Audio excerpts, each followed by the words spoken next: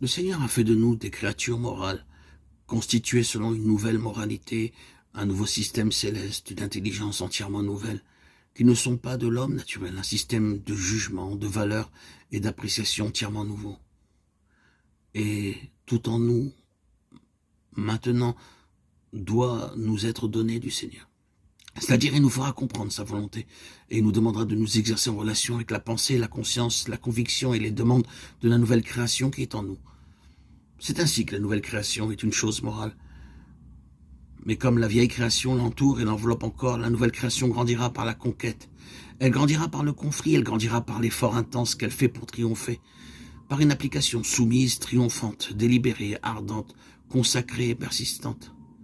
La volonté renouvelée, fortifiée par le Saint-Esprit, n'agira pas de façon mécanique, mais sera appelée à s'exercer dans le Seigneur. Prier dans la volonté de Dieu ne signifie pas que le Saint-Esprit vient se saisir de notre volonté, de notre vouloir, pour nous obliger à parler sans notre intelligence. Ce serait un domaine entièrement faux. Il arrive aujourd'hui très souvent que l'intelligence de l'homme soit mise de côté, qu'il commence à s'égarer dans toutes sortes de choses que ni lui ni personne ne saurait comprendre. Mais ce n'est pas la nouvelle création.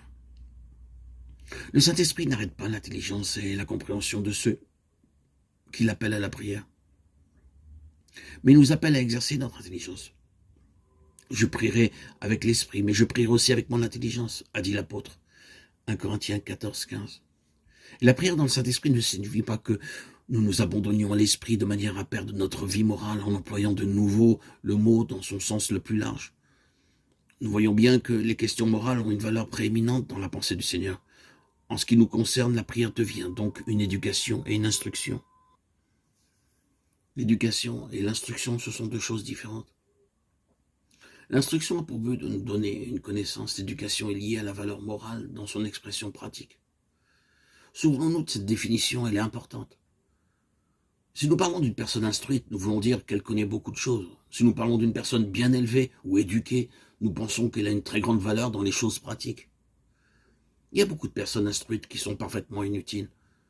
Nous sommes donc entraînés dans la prière. Le Seigneur veille à ce que nous soyons entraînés, retenus dans la prière. Et le fait que nous sommes entraînés et retenus par le Seigneur, donné entièrement, signifie que, d'un côté, nous apprenons des choses nouvelles, nous entrons dans des secrets, nous entrons dans une nouvelle connaissance. Et ensuite, de l'autre côté, cela a pour effet de nous élever, de nous amener dans une position morale, sur un niveau moral beaucoup plus haut. Nous verrons ce que cela signifie. Les personnes qui ne prient pas seront à la fois ignorantes et faibles, sans instruction et sans éducation. Elles ne seront pas et ne pourront pas agir selon la pensée de Dieu. Il nous faut donc reconnaître ensuite que la prière n'est pas simplement un avantage spirituel, mais qu'elle consiste à poursuivre une campagne. Il y a un plan divin des choses dans lequel il nous faut entrer. La prière n'a pas seulement une valeur personnelle et subjective. Elle est objective, collective et relative, même dans les valeurs morales qui résultent de la prière individuelle.